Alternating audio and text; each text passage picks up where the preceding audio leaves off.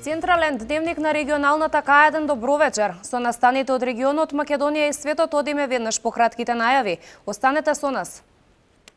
За градежниците единствената причина за просечниот раст од 6% е зголемениот обем на работа.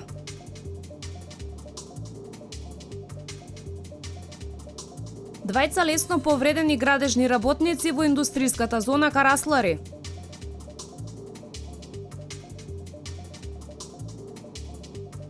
Денес е последниот ден од повикот за бесплатен викенд за пензионери.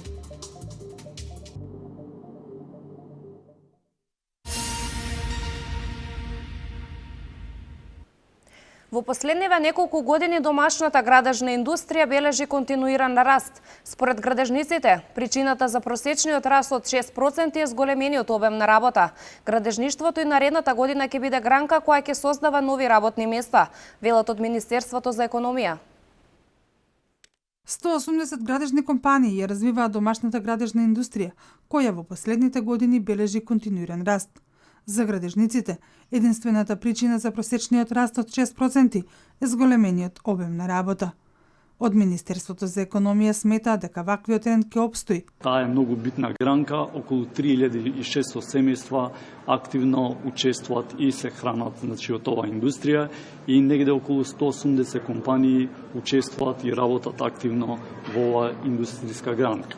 Инфраструктурните планови на владата, но и предлог буџетот за наредната година се показател дека градежништвото и во наредната година ќе биде гранка која ќе создава нови работни места. Коридорот 10, кој што, како што знаете, треба да се заврши до крајот на 2016 година, почетокот на 2017. Таму имаме обезбедено со буџетот за 2016 2 милиарди и 579 милиони денари, што е за 268 милиони денари повеќе во однос на оваа година. Растот на градежништвото влијае на подобрување на условите за работа на компаниите кои произведуваат градежни материјали, а кои учествуваат со 7,5% во годишното индустријско производство.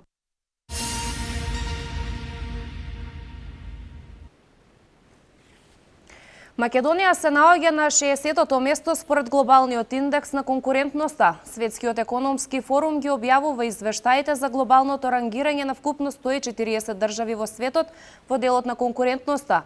Гледајќи од 2007 година па до сега, Македонија е понапред за 34 места.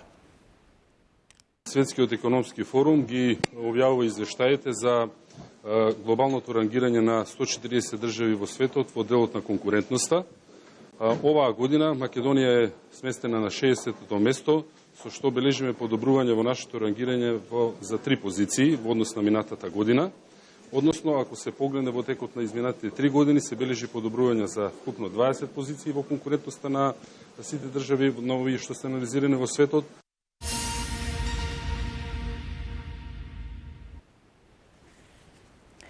Според објавените податоци на Државниот завод за статистика, вредноста на инвестициите во основни средства во земјава за 2014 година изнесува 123.115 милиони денари.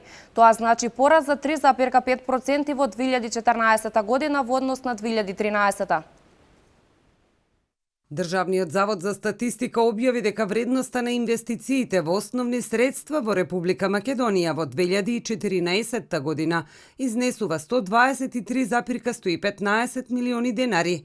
Номиналниот пораст на вредноста на инвестициите во основни средства во 2014 во однос на 2013 година изнесува 3,5%. Според објавените податоци, во техничката структура на инвестициите во основни средства, градежните работи учествуваат со 62,7%, машините и опремата со 30,6%, а останатите инвестиции со 6,7%. Најголема вредност на инвестициите во основни средства реализирана во градежништвото 37,8%, рударство и вадење на камен, преработувачка индустрија, снабдување со електрична енергија, газ, пареа и климатизација и снабдување со вода, отстранување отпадни води, управување со отпад и дејности за санација на околината 23,5%, трговија на големо и трговија на мало, поправка на моторни возила и мотоцикли, транспорт и складирање и објекти за сместување и сервисни дејности со храна 13,5%.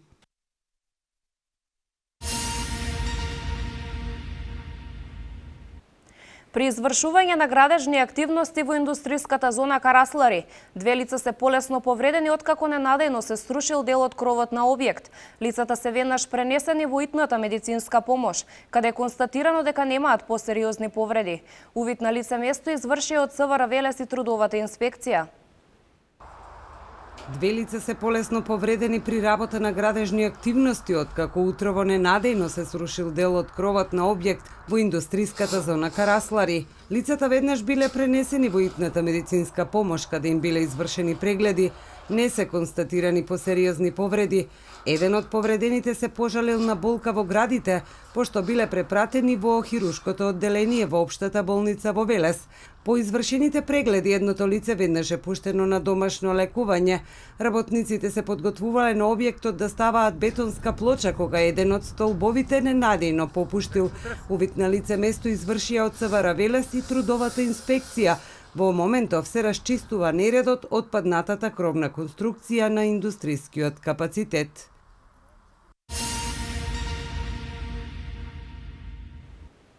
Општина Неготино со предлог проект до Бирото за регионален развој при Министерството за локална самоуправа. Се планира уредување на просторот околу спомен костурницата во Неготино. Со овој уште еден проект во Велес се прошири годишната листа на предлог проекти на Вардарскиот плански регион за 2015 година. Со буџет од 967.600 денари се планира уредување на просторот околу спомен костурницата во Неготино. Општината до Бирото за регионален развој при Министерството за локална самоуправа аплицираше со предлог проект за одобрување на средства за таа намена.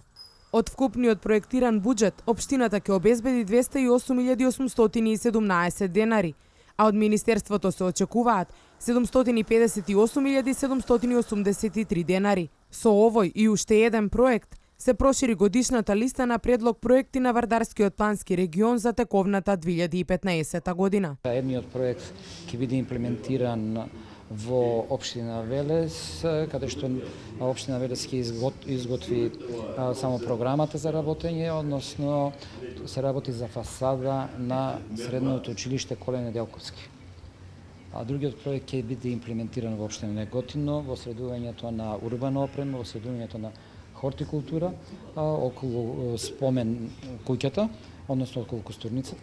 Според предлог проектот, уредувањето на спомен костурницата ќе опфати изработка и поставување на урбана опрема, кукичка со мост, рампа и лостови за играње на деца, парковски подвижни клупи, вртелешка, лулашки, елементи за опрема и игралиште за одбојка и кошарка. А со проектот е предвидена изградба на фонтана на овој простор.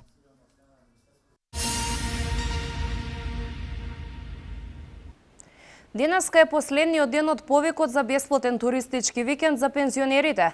Оваа година преку 3000 пензионери ја искористиле услугата бесплатен викенд, изјави министерот за труд и социјала Диме Спасов. За реализација на овој проект за 2016 година издвоени се околу 2 милиони денари. Денес е последниот ден од повикот за бесплатен туристички викенд во Охрид за наредната година, кој Министерството за труд и социјална политика го објави на почетокот на месец септември.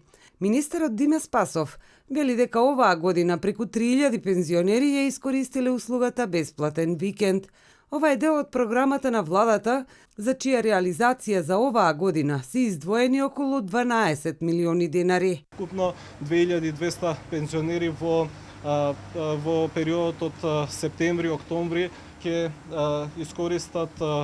ги искористат целосно бесплатните услуги од овие проекти кои што не идоа на огромен интерес и задоволство кај пензионерите во нашата држава, кои што им помагаат да се социализираат, да се рекреираат, да стекнат нови пријателства, им помагаат да имаат поквалитетен живот. За 2016 година предност имаат оние пензионери што се со пониски примања, лица со телесен инвалидитет, како и рударите кои работеле во подземни ископи. За реализација на тој проект за 2016 од буџетот се издвоени исто така околу 2 милиони денари. Минатата година речиси 20.000 пензионери аплицираа за користење на бесплатен туристички викенд. Пензионерите можат да аплицираат и за бесплатна бањско-климатска рекреација. Овој повик беше за 5500 пензионери. Оваа бесплатна услуга минатата година ја искористиле над 32.000 пензионери. Владата и во наредниот период ќе продолжи со грижата за највозрастната категорија граѓани преку реализација на слични проекти, насочени кон подобрувањето на нивното секојдневие.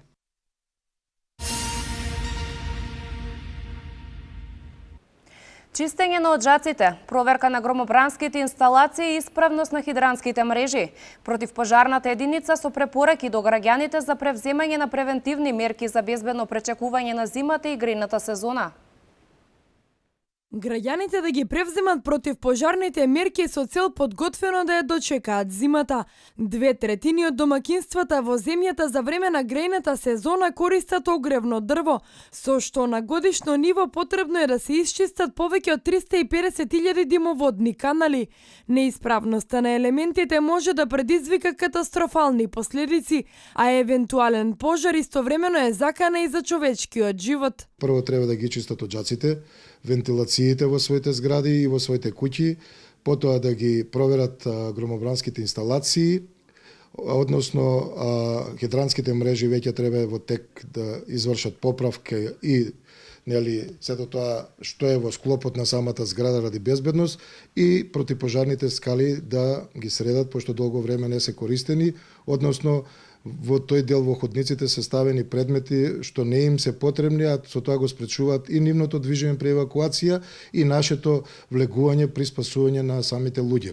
Противпожарната единица во соработка со представници од локалната самоуправа врши едукативни средби со индивидуалните домакинства и председателите на куќните совети во станбените згради. Председателите на куќните совети да ми достават што чуваат во подрумските простории, као еден дел од безбедноста од пожари и колку луѓе во самите спратови имаат луѓе со посебни потреби, стари луѓе изнемоштени, каде што при дојава на пожар во истата зграда, каде што би се јавил пожар, диспечерот ќе го има својот каталог, каде што ќе види на кој спрат се наоѓаат тие лица, каде што мораме да им даеме приоритет на самите лица и затоа пожарникарите при гасењето, едната група ќе гаси, а другата група ќе спасува, односно тие луѓе што не можат да се движат, што се изнемоштени и децата со посебни потреби. Од противпожарната единица информираат дека во наредниот период ќе се врши превентивна контрола на терен за да се утврди колку се почитуваат препораките за заштита на домакинствата.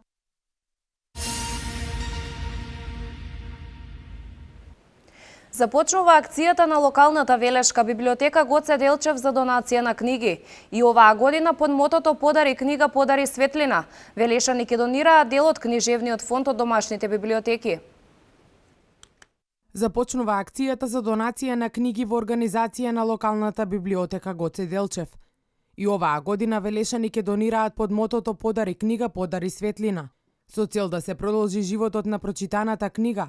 Директорот на библиотеката Игор Крајчев ги повика граѓаните да донираат дел од книжевниот фонд од домашните библиотеки, кој повеќе не им е потребен. Навистина е многу поблагородно доколку граѓаните им овозможат на книгите кои што им се прочитани, кои што едноставно им пречат дома, да ги донесат во библиотеката и ние да ги подариме некому на кого што многу повеќе ќе му значат. Затоа од денеска, 30 септември до 31 октомври, локалната библиотека Гоце Делчев ќе прибира книги во своите простори. По завршувањето на акцијата, собраните книги ќе се донираат во ученичкиот дом Лазар Лазаревски во Велес. На тој начин ќе ја помогнеме библиотеката на малата библиотека на ученичкиот дом и се надеваме дека ќе им овозможиме нови книги кои што ја завршиле својата функција кај досегашните нивни собственици да се уште да бидат искористени. Оваа акција на локалната библиотека се организира неколку години. Во просек велешани донираат од 1000 до 1500 книги. Најголем дел од собраните книги од минатогодишната акција ги доби територијалната противпожарна единица во Велес, како помош за формирање на интерна библиотека, а остатокот од собраниот фонд, односно книгите за деца, беа донирани во Центарот за социјални работи.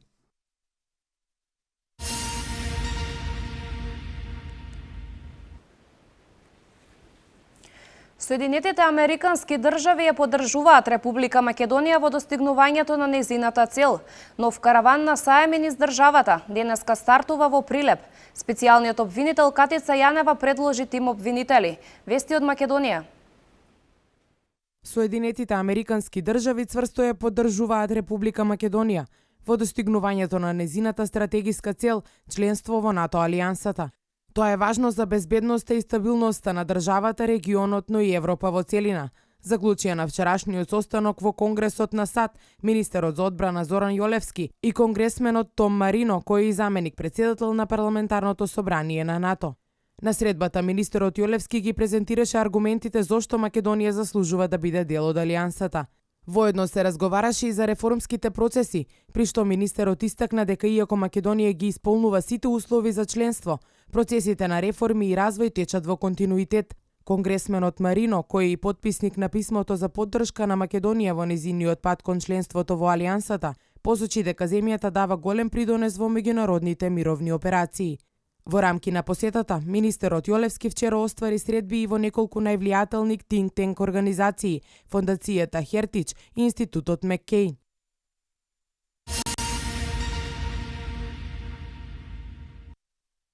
Од Прилеп денеска стартува септемврискиот втор поред караван на саеми за вработување низ државата, во организација на Агенцијата за вработување на Република Македонија.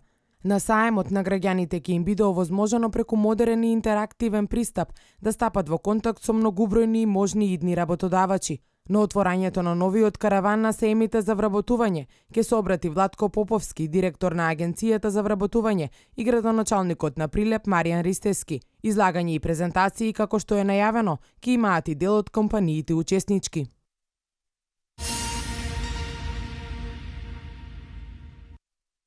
Специјалниот обвинител Катица Јанева достави листа од 14 колеги до Советот на јавни обвинители. За да може специјалното обвинителство да започне со работа, тимот кој ќе ги истражува снимките од незаконското преслушување треба да биде потврден на седницата на Советот во најкус можен рок. Би сакала да нагласам дека бројот на јавните обвинители кој е предложен е неопходен за успешно вршење на специјалното јавно обвинителство, поради што очекувам дека Советот на јавни обвинители, имајќи ги во предвид кратките временски рокови за формирање на тимот во специјалното јавно обвинителство, ќе ја потврди довербата во колегите со нивен избор за јавни обвинители во специјалното јавно обвинителство. Арта Најран, Бурим Рустеми, Гаврил Бубевски, Дарко Јакимовски, Елизабета Јосифовска, Лејла Кадриу, Ленче Ристовска, Лиле Стефанова, Љубомир Лапе, Марија Ѓорѓева, Снежана Бундалевска, Стефчо Дончев, Трајче Пеливанов и Фатмир Фетај се предлозите на Јанева, која потенцираше дека станува збор за истакнати професионалци со висока репутација. Воедно изјави дека се уште нема добиено дел од снимките, затоа што за тоа ќе биде потребен нејзиниот тим.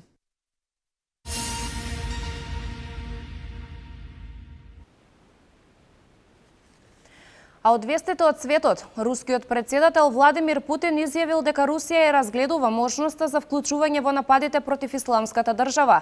Јапонија ќе додели околу 1,6 милијарда долари за помош на бегалците. Специјалните сили на НАТО пристигнаа во Кунзус како поддршка на афганистанските војници.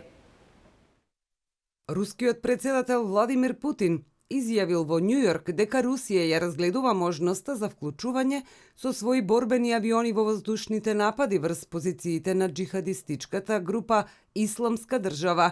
Тоа би можело да се случи само доколку за таква операција Русија добие мандат од Обединетите нации, отфрлајќи ја можноста руски војници да учествуваат во копнени операции на сириска територија.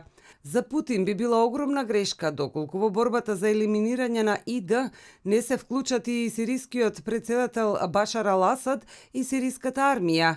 Русија има две воени бази на сириска територија кај Латакија и во Тартис, каде од неодамна се префрлени нови борбени авиони и хеликоптери. Соединетите Американски држави и Франција излегоа со изјави дека Асад мора да си замине, а Путин порачал дека председателите на овие држави не може да решаваат за тоа.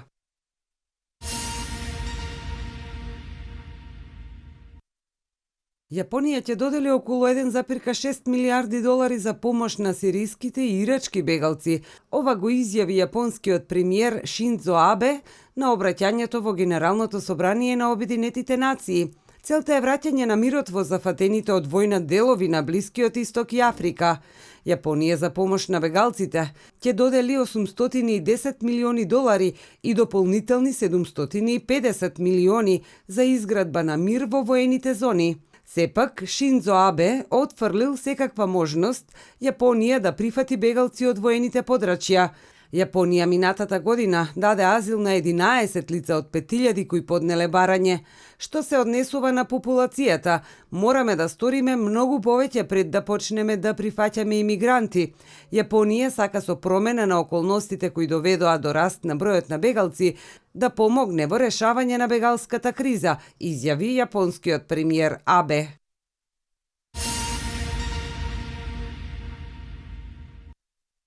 Откако талибанците го зазедоа стратешкиот град Кундуз во северниот дел на Авганистан, специјалните сили на НАТО пристигнаа во овој град како поддршка на авганистанските војници. Портпаролот на НАТО истакнал дека специјалните сили на коалицијата се на терен во Кундуз. Не е познато колку НАТО војници има, но се знае дека се присутни американски, британски и германски војници. Алијансата соопшти дека американските сили во последните 24 часа извеле вкупно 3 напади, еден во предградие на Кундуз и 2 во близина на градскиот аеродром. Афганистанските сили вчера презедоа контраофанзива за воспоставување на контрола врз Кундуз. Кундуз е град со 300.000 жители и се наоѓа на стратешката раскрсница која го поврзува Авганистан и Пакистан, Кина и Средна Азија. Офанзивата на талибанците за заземање на Кундуз, еден од најголемите и најбогати градови во Авганистан, почна на 28 септември.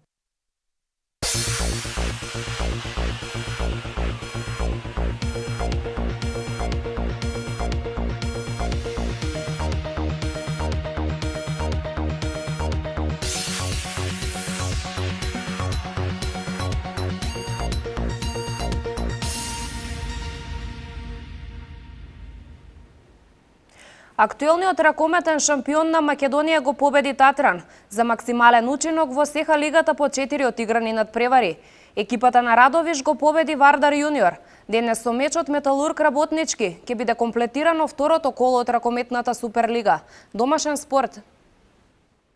Во четвртиот надпревар од СЕХА лигата, актуелниот шампион на Македонија Вардар на домашен терен ја победи екипата на Татран. Во текот на целиот надпревар црвено-црнети имаа предност од 10 голови, за на крајот мечот да заврши со резултат 39-32. Најефикасен играч во тимот на Вардар беше Дејан Манасков кој постигна 8 погодоци. По овој меч Вардар се наоѓа на лидерската позиција на табелата со максимален учинок по 4 одиграни надпревари. Следниот меч во СЕХА лигата Вардар ќе го одигра на гости против Спартак на 6 октомври.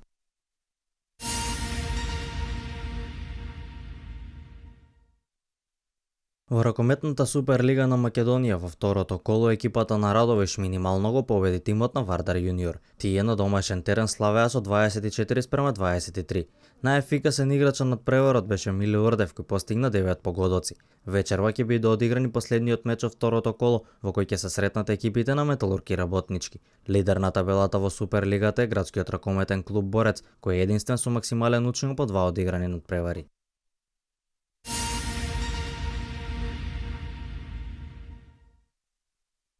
Деветнаесетгодишниот кошаркар Андреј Магдевски, кој своите почетоци ги имаше во младинскиот тим на Партизан, кариерата ќе ја продолжи во својот матичен клуб, но во сениорска конкуренција. По неуспешната авантура во Шпанија, каде настапуваше во вторите тимови на Реал Мадрид и Уникака, Магдевски се враќа во Партизан. Договорот на Магдевски со српскиот тим е во време траење од 1 година. Покрај Магдевски, Партизан потпише договори со еден поранешен играч на МЗ-та. Станува збор за Александар Цветкови, кој летово беше на подготовки во Валенсија.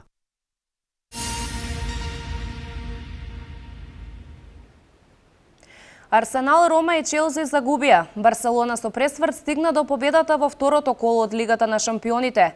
Организаторот на летните Олимписки игри 2020 година Токио предложи 5 нови спортови да бидат вклучени во програмата на игрите.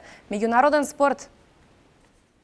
Вчера беа одиграни дел од надпреварите во најелитното европско надпреварување Лигата на шампионите. Актуелниот европски првак екипата на Барселона со пресврт во дуелот против Бајер Леверкузен стигна до победата. Мечот заврши 2:1. Во ефикасен надпревар Олимпијакос на гостински терен го победи Арсенал со 3:2, додека Рома и Челси беа поразени од Бате Борисов, односно Порто. Роберт Левандовски продолжи својата голгетерска серија. Тој во дуелот со Динамо Загреб постигна хет-трик во победата на Бајерн од 5:0. Во останатите надпревари Макаби Тел Авив Динамо Киев 0:2, Зенит Генк 2:1 и Лион Валенсија 0:1. Вечерва ќе бидат одиграни преостанатите 8 мечеви од второто коло.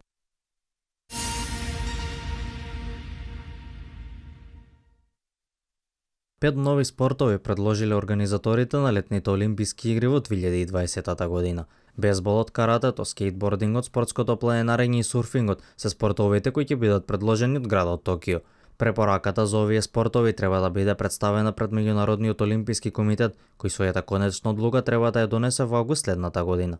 Доколку Олимпискиот комитет ја прифати оваа препорака на организаторите, на игрите во Токио ќе има дополнителни 474 спортисти.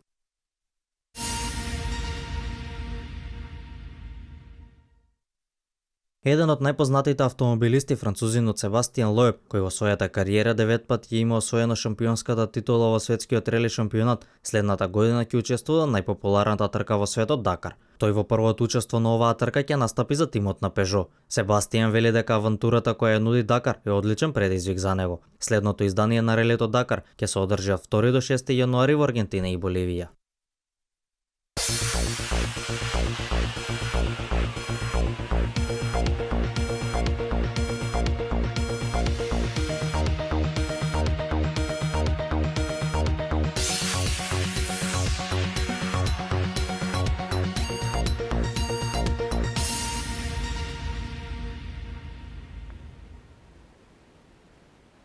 Времето денеска беше претежно облачно со кратки сончеви периоди.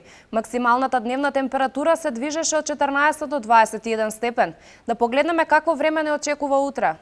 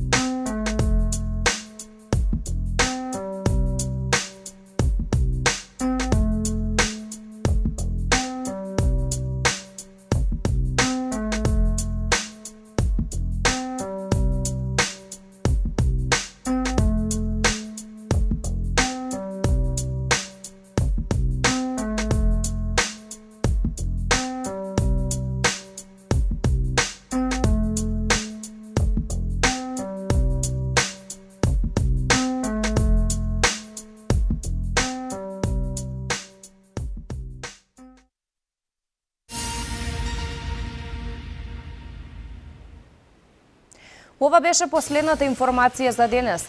Пријатна вечер со програмата на К1.